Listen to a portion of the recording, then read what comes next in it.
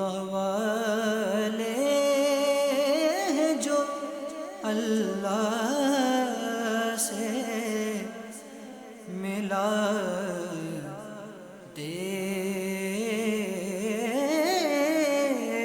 ہیں۔ الحمدللہ رب العالمین والصلاة والسلام علی سید المرسلین، اما بعد فاعوذ باللہ من الشیطان الرجیم، بسم اللہ الرحمن الرحیم۔ الصلاة والسلام علیکہ یا رسول اللہ وعلی آلکہ واصحابکہ یا حبیب اللہ۔ الصلاة والسلام علیکہ یا نبی اللہ وعلی آلکہ واصحابکہ یا نور اللہ۔ دنیا بھر میں جہاں جہاں اسلام نظر آتا ہے تو دنیا بھر میں اسلام پھیلنے کا بہت بڑا ذریعہ اولیاء کرام بھی ہیں۔ انہی اولیاء کرام میں سے شیخ الشیوخ حضرت سیدنا بہاؤالدین زکریا ملتانی سہروردی رحمۃ اللہ تعالی علیہ بھی ہیں۔ آپ کی بات کی جائے تو آپ صحابی رسول حضرت سیدنا حبار بن اسود رضی اللہ تعالی عنہ کی اولاد میں سے ہیں۔ آپ کی ولادت باسعادت کی بات کی جائے تو آپ پاکستان کے صوبہ پنجاب کے مشہور شہر ضلع مظفر گڑھ کے گاؤں کوٹ کروڑ کے اندر جمعے کے مبارک دن کے اندر 27 رمضان المبارک کا دن تھا اور 566 سنہ ہجری جو کہ مطابق ہے 3 جون 1171 سنہ عیسوی کے اندر آپ کی ولادت باسعادت ہوتی ہے۔ 21 واسطوں سے آپ رحمۃ اللہ تعالی علیہ کا سلسلہ نسب نبی پاک صلی اللہ علیہ وسلم کے جد امجد حضرت قصی بن کلاب سے جا ملتا ہے۔ حضرت سیدنا بہاؤالدین زکریا ملتانی رحمۃ اللہ تعالی علیہ کے اگر والد گرامی کی بات کی جائے تو آپ کے والد گرامی کا نام مولانا وجیہ الدین محمد غوث رحمۃ اللہ تعالی علیہ ہے، اور آپ کی والدہ کی بات کی جائے تو آپ کی والدہ کا نام ہے بی بی فاطمہ رحمۃ اللہ تعالی علیہ،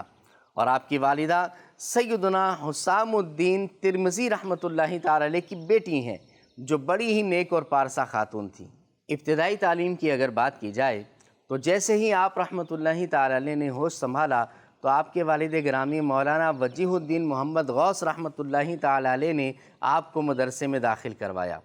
خدا داد صلاحیتوں اور اساتذہ کرام کی شفقتوں سے آپ نے صرف 7 سال اور بعض کتابوں میں 12 سال کا بھی قول ملتا ہے کہ اتنی کم عمر کے اندر آپ نے قراءت سبعہ کے ساتھ قرآن پاک مکمل حفظ کر لیا تھا۔ حضرت سیدنا بہاؤالدین زکریا ملتانی رحمۃ اللہ تعالی علیہ مادرزاد اللہ کے ولی تھے کہ جب آپ پیدا ہوئے تو ولایت کی نشانیاں اسی وقت آپ سے ظاہر ہو گئی تھیں۔ آپ رمضان کے مہینے میں پیدا ہوئے تو گویا کہ رمضان کے مہینے میں آپ روزہ رکھا کرتے تھے، اور روزے کا جو دورانیہ ہوتا ہے اس وقت میں آپ دودھ نہیں پیا کرتے تھے۔ قرآن کریم سے آپ کا تعلق ایسا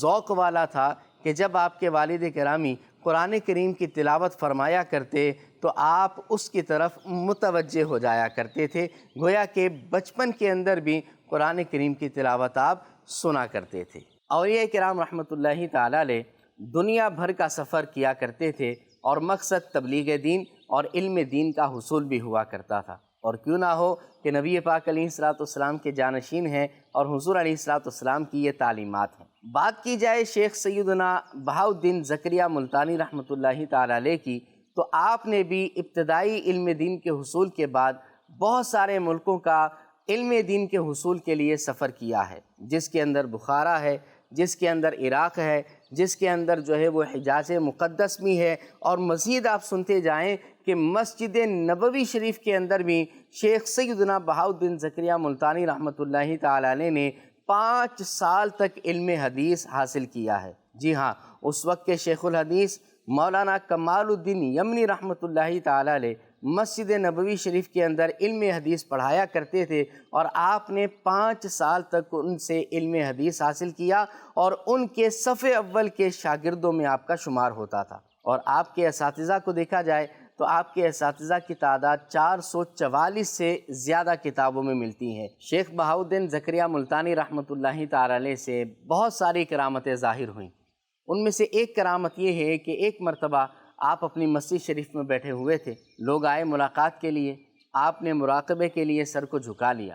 اور پھر آپ نے نظریں اٹھا کر حاضرین سے کہا کہ نظریں اٹھا کر اوپر مسجد کو دیکھو۔ جیسے ہی لوگوں نے آنکھیں اٹھا کر اوپر مسجد کی طرف دیکھا تو تو مسجد کی در و دیوار، لکڑیاں اور دیگر چیزیں یہ سونے چاندی کی بنی ہوئی ان کو نظر آئیں، اور تمام لوگوں نے بیک زبان یہ گواہی دی کہ اللہ رب العالمین نے آپ رحمۃ اللہ تعالی علیہ کو بڑی فضیلتوں سے نوازا ہے۔ شیخ سیدنا بہاؤالدین زکریا ملتانی رحمۃ اللہ تعالی علیہ جب ملتان تشریف لائے، جی ہاں، پاکستان کا مشہور شہر ملتان میں جب آپ کی آمد ہوتی ہے تو وہاں آ کر آپ نے دعوت و تبلیغ کا سلسلہ کیا، لوگوں کو ہدایت کی طرف بلایا، نیکی کی طرف بلایا، اور آپ نے وہاں پر ایک خانقاہ تعمیر فرمائی اور اس کے ساتھ ساتھ انٹرنیشنل اسلامک یونیورسٹی بنائی۔ اس کی خاص بات یہ تھی کہ وہاں پر خانقاہ میں اور مدرسے میں سب کے ساتھ یکساں سلوک کیا جاتا تھا۔ دنیا بھر سے تشنگان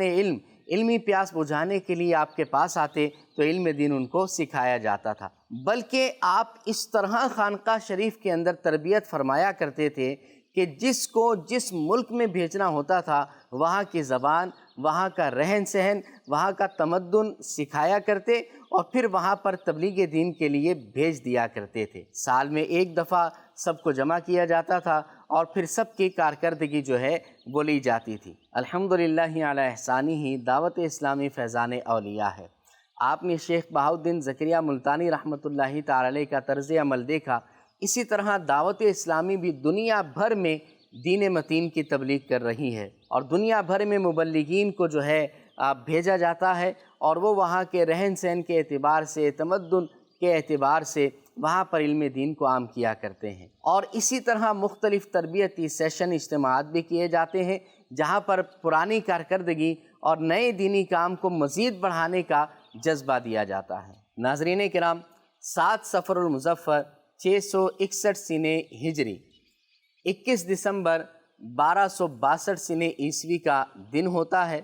اور اس دن حضرت سیدنا شیخ بہاؤالدین زکریا ملتانی رحمۃ اللہ تعالی علیہ اپنے کمرہ خاص کے اندر ذکر و عبادت کے اندر مشغول ہوتے ہیں۔ آپ کے بیٹے کمرے سے باہر صدر الدین عارف رحمۃ اللہ تعالی علیہ موجود ہوتے ہیں، اور آپ کے بیٹے کے پاس ایک نورانی چہرے والا شخص آتا ہے اور آپ کو ایک رکعہ، ایک لیٹر دیتا ہے اور کہتا ہے کہ جا کر والد گرامی کو دے دو۔ آپ اندر جاتے ہیں اور وہ لیٹر اپنے والد صاحب کو دے کر جب باہر آتے ہیں اور اندر سے آواز آتی ہے کہ وصل الحبیب الی الحبیب، یعنی دوست دوست سے مل گیا۔ آپ کے بیٹے صدر الدین عارف رحمۃ اللہ تعالی علیہ اس آواز کو سن کر کمرے کی طرف جاتے ہیں اور جا کر دیکھتے ہیں تو آپ کے والد گرامی سیدنا بہاؤالدین زکریا ملتانی رحمۃ اللہ تعالی علیہ کا وصال ہو چکا ہوتا ہے۔ تو یوں آپ کا وصال مبارک بھی اللہ کی عبادت میں ذکر و اذکار کے اندر ہوا، اور آپ کا مزار فائز الانوار پاکستان کے مشہور شہر ملتان کے اندر مرجع خلائق ہے۔ دنیا بھر سے لوگ آپ کے مزار پر آتے ہیں۔ اللہ کریم ہمیں بھی آپ کے مزار شریف کی بار بار حاضری عطا فرمائے، اور آپ کا فیضان ہمیں اور تمام مسلمانوں کو عطا فرمائے، آمین بجاہ النبی الامین۔ صلو علی الحبیب صلی اللہ تعالی علی محمد صلی اللہ علیہ وسلم۔ اللہ والے ہیں جو اللہ